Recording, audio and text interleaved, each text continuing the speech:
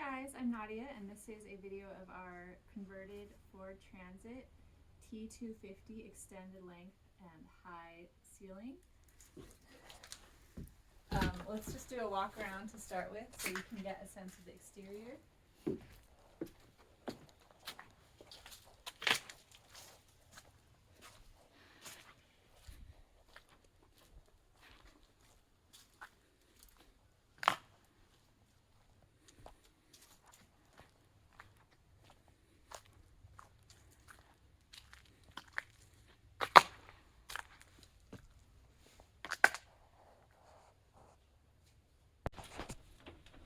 Let's go inside.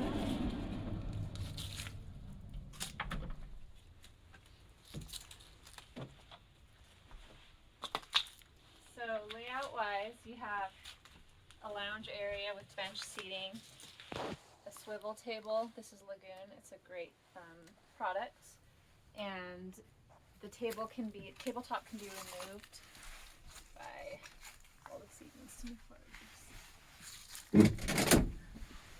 By undoing this, we basically kept it in here the whole time we were living in the van. We hardly ever took it off, but it can be removed and stored just here along the side if you want it to be opened up.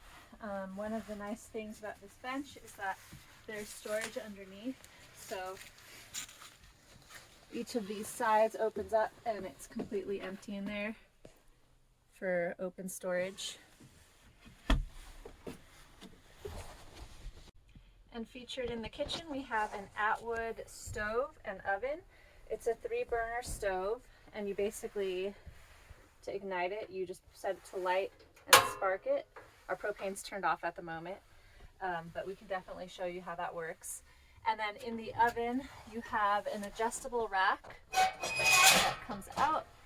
We added this little thermometer so that we can be aware of the temperature it's actually at. There are different temperature settings here, but there's no thermostat with the oven. And then under the stove, we have a pull-out drawer, which is where we would store our pots and our colander. And it has a latch. All our drawers and all of our cabinets will have these same latches that are high strength and made for use in RVs. So you just give them a little push to close them. And then this bottom drawer is actually loose. It comes out, but we would usually just pull it out as far as we needed to. And that's because the heater is behind the oven. So that made sense here. And then we also have this drawer, which has a utensil tray within, and that's where we store all our silverware and all of our cooking utensils. And all of our pulls are just holes that you yank at. Then we also have our fridge, which is a truck fridge, and it has these shelves. Let me get out of the way. It has some shelves in the door and a small freezer space as well, which you can see in there, and then a larger tray in the bottom for vegetables. And you can set the temperature to different settings. We usually just had it at 2 or 3. And then over here we have a touch latch drawer, which is where we kept all of our spices primarily. And then some additional open shelving, which was great for storing cutting boards and bowls and some larger bulk items that we had on deck. And then our countertop is a Formica countertop with an exposed plywood edge. So on the other side of our kitchen we have our faucet, sink, and soap dispenser. Our faucet just turns on and off by moving this dial. And then the soap dispenser is countertop, or under the countertop rather. The sink is a stainless steel sink. Same countertop, and then under the sink is where we have our gray water tank, which is a plastic how many gallons? 7. 7-gallon container. And it comes off with a quick release valve there. So we would take it out and and dump it physically. And it is secured by a bungee cord, as you can see there. And then there's additional storage underneath the sink for baby wipes and towels. Our towel rack, our dust pan are all mounted to the door here.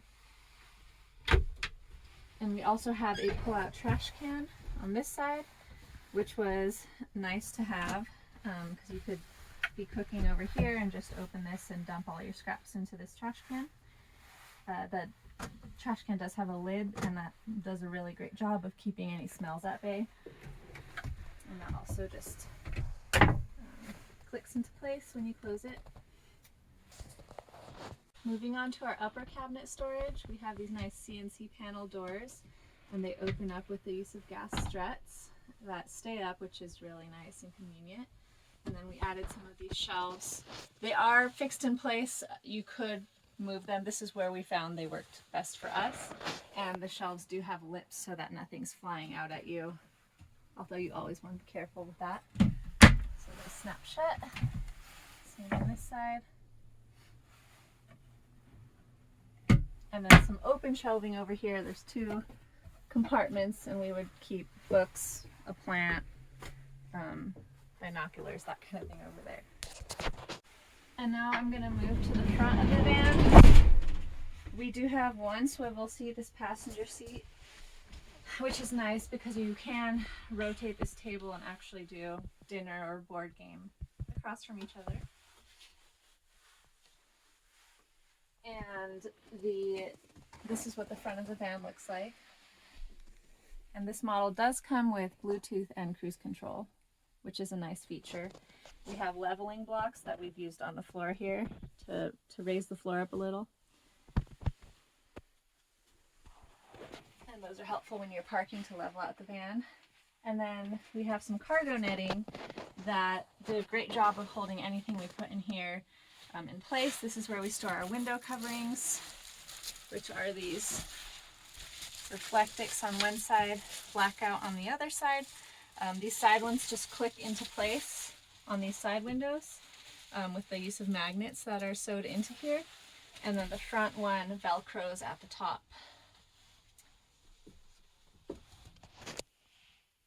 And then also worth pointing out is this window, which is a nice feature. Just open these up to open it, and then it has 3 click positions, so you can have it open part way if you just want some air ventilation, or it does open up further as well. And then it comes down.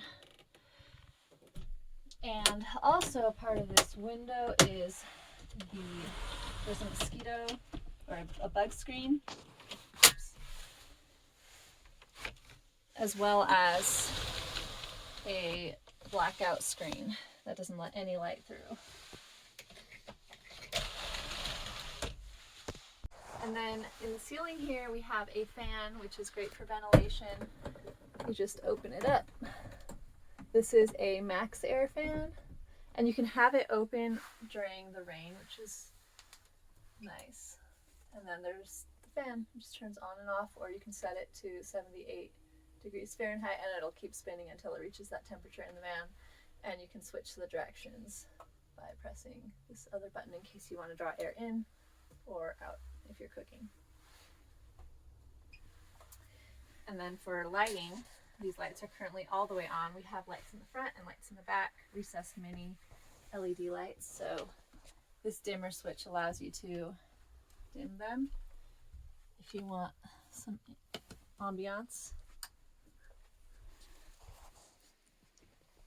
And then for power, we have a 2-gang outlet over here. This is 120 volt outlets, which is nice if you're working on a laptop on this table or using a blender or a coffee maker, mixer, that kind of thing. And then this other 12 volt cigarette type lighter with a USB insert, which is awesome for charging your phone or devices. For flooring, we chose to do a really easy to clean LVT plank. So it's a quick lock product and it's pretty durable. And we also added some carpeting just to keep our feet warm. And these tiles actually are Velcro to the floor, but they come off It's a little dirty right now, but they come off and you can shake them out or vacuum them, or even we've washed them a couple times with a steam cleaner in between trips. And then our bed is the next part of the tour, and we have a memory foam mattress here. This is a 5-inch mattress. It's nice to add a topper to this, something we did. And then in the back you also have a sliding window up here, which latches open and slides open. And there's a screen component to that too, to keep any bugs out. It has this nice wooden frame, which is great for setting a coffee cup or a cell phone, your Kindle, whatever it may be. And then, take my shoes off. Over here we also have another light, and it has two settings. One is a blue light setting, so that you don't disturb your partner if you're having to get up in the middle of the night. And the other is a white light setting. This window also comes with its own little window cover that can be faced either way. Blackout, which we use at night, or reflectix if you're trying to keep the heat out during the day. And then I'll roll on over to this side where we have our open cubby storage. We used this side primarily for bath toiletries. Each one of these will come with a little cubby like this that you can take with you into a shower. And then this we used mostly for food storage. So we had a basket here where we had all of our fruits and vegetables that could be out of the fridge. Some tubs for oil and grains. We had our rice cooker up here just to give you an idea of how we were using the space. And then on this side we have our closet storage, which was plenty for us living full-time in the van. There's these fabric bins, which are pretty standard. You can get them in any finish, but we will include these, of course. And they just fold your clothing, and you can take them in and out, or just tilt them to see quickly what's in there. And we had some sweaters in these upper cabinets, and more cubes down here. And then we also included some hooks up above, which was great for drying clothing if we had anything that needed to dry, or towels that needed to dry. And it is a full-size bed. Yes, it is a full-size bed. It runs from front to back. Kevin, my husband, is 6'1", and so he fit comfortably lengthwise right here on this bed. I forgot to mention this light that's above the sink. It is a LED rechargeable light, so it actually just comes off like this, and we would charge it every once in a while using our outlets and then set it back into place. And it is also dimmable, but we just kept it on the highest setting. And then going under the bed, we have some curtains here. This is where we kept our... Turn the light on. Oh. There's a light there. This one is wired, and it's quite powerful. This is where we kept our toilet, a hanging laundry bag, and that's pretty much it. But there's plenty of additional space for storage down here, and we'll definitely go to the other side and check that out as well. But before we do, I forgot to mention this is where we have all of our mission control, solar panel, inverter, and heater controls conveniently next to the bed.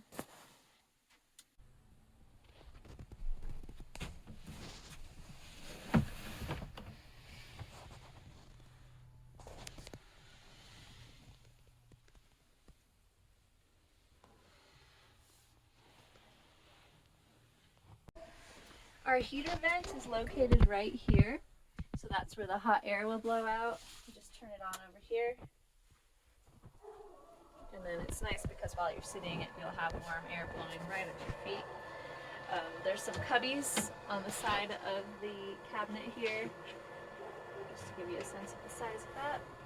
And then our sliding door is finished with some automotive carpet, as well as this whiteboard where we would do all our meal planning. And if you desire, you can hang a hangboard up right here if you're a climber.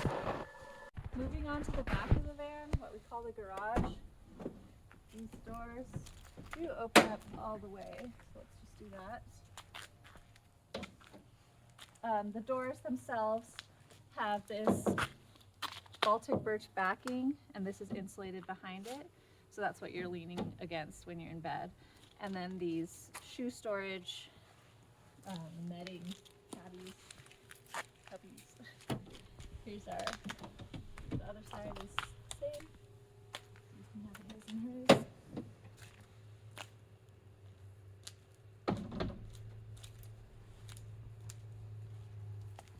And then as far as under here, we have a large drawer.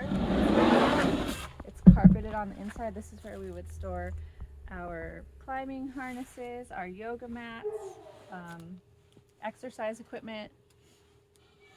The flooring here is a gym mat, so it's easy on the knees if you ever need to crawl under there for any reason. We have under here our water, a 25-gallon tank of water that's securely strapped onto a platform. And basically, to refill the water, we use this garden type hose. Oh, where's the top? Oh, it's lodged right now. So this attaches to any spigot, standard spigot, garden spigot, and we would use a filter such as this one to filter the water before it made its way into our tank. I'm Kevin, by the way. So the water tank is plumbed directly into the faucet that you saw us turn on. It has an electric pump in there. It's not a foot pump that you have to push. You just turn it on. It's a SureFlow electric pump that has an inline filter built in as well. All the plumbing is nylon tube, so it's a little bit flexible. So if you are ever in below freezing temperatures and the water in the like in the line freezes, it won't burst your pipes or anything. We are in below freezing temperatures. This is inside. The water tank we specifically put inside, as well as the gray water, the blue under the sink that you saw, because it won't freeze. Some people will put those things underneath the van, but those will be exposed to the elements, so we kept those inside. So yeah, that's 25 gallons. That lasted us anywhere between 5 to 8 days about. So really infrequent. It felt like that we needed to refill water. All of this is insulated back here. One thing to note on this is this bed is removable. So these slats come off really easily. It's actually, like, I can lift it right now. The frame is the frame is bolted to here, but this comes off. These come off really easily. It takes 5 to 10 minutes maybe, and then you have the entire full length of the van completely open. This is in here. This can come out. It's got, I think, 3 L brackets in it that's securing it, so that can also come out if needed. But even just removing the bed makes a gigantic transportation area that can actually haul a significant amount of stuff. You needed to use it for that, on your off days. So over here is our propane can. So this is a airtight canister built in a plywood box. It has rubber sealing on here. All the corners and the bottom are all sealed. It's got a standard 5-gallon propane tank that is removable, super easy. You just undo this, it comes right out, and then you can just take it to anywhere to refill or buy a new tank. But that would last us probably about 2 months, cooking all the time, then using the heater. If you're using the heater constantly, maybe just 1 month, but it costs like $25 to refill. I know it lasts that long.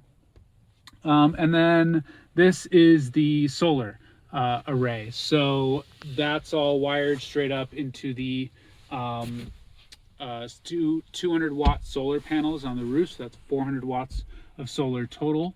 Batteries, we have 2 155 amp hour batteries. And those are a lot of numbers. Essentially, we could use all the electricity that we kind of wanted, and it powered our daily lives. We were working in here. If you have a big stretch of cloudy days, then you might have to conserve. Like we would use in a coffee maker, for example. If we had 5 cloudy days in a row or something, we might not use the coffee maker. We just make coffee on the stove like normal people. But besides that, the solar is all been working for us great. This is the inverter. It is a 2000 watt inverter. So 2000 watt means it can power anything below 2000 watts, which is most everything. A coffee maker, for example, is one of the highest draw things most people might include. We had one of those that we used every day. Like I mentioned, that's 1500 watts. And so the inverter can power most any of those draws. And then we also have fuses in here, so it does have the redundancy that nothing's gonna need to have fuses in order to make the entire system safe, so you don't you have the fuse that will blow before anything else happens. And we haven't had that happen, but it's the correct way to design. And then one last thing to mention back here is that we do have a propane and carbon monoxide sensor mounted to the propane box here. Our van also has a running board, which does not come stock on Transits. It's really nice. If you don't have a running board, this first step is pretty high, so the running board makes it really easy. What else also doesn't come standard in Transits is, as mentioned, the Bluetooth and then the backup camera. I don't think we mentioned that. Backup camera, cruise control, and Bluetooth, which most Transits for sale do not have because the base model does not include that. But ours has that. So coming in, so the van from the LVT, from the flooring to right here is 6'5" exactly. I'm 6'1", and I stand up completely normally, comfortably, and don't give it a second thought. And then, as mentioned, I fit on here as well without issue. And then we have the insulation and what's behind the walls. So this is all lightweight. Everything in the van was as with the eye on gas mileage is as lightweight as can be. So we used Baltic birch plywood, which is strong but thin, and so that cuts down on the weight. We got, on average, we tracked our mileage and got on average 16 miles per gallon, which is really good for the biggest Transit that Ford makes. Even with, and that was with everything in here, including all of our stuff and the water full and all of that. So behind that is insulation and then sound deadening. So we put sound deadening wall or floor, ceiling, walls, so that the road noise is not too excessive. And then we have insulation once again on the floor, an inch of insulation, the walls, and then the ceiling. We once, as I mentioned, took this into below freezing weather with the heater. We were as comfortable as can be reasonably expected. We have as much insulation, polyiso insulation, which is the highest R value per inch insulation that is made, essentially. And so that's what we used everywhere. And then we also insulated, like she mentioned, behind the walls, behind the sliding door, we got insulation. Above the cab, we got insulation. Above that cargo net, we got insulation.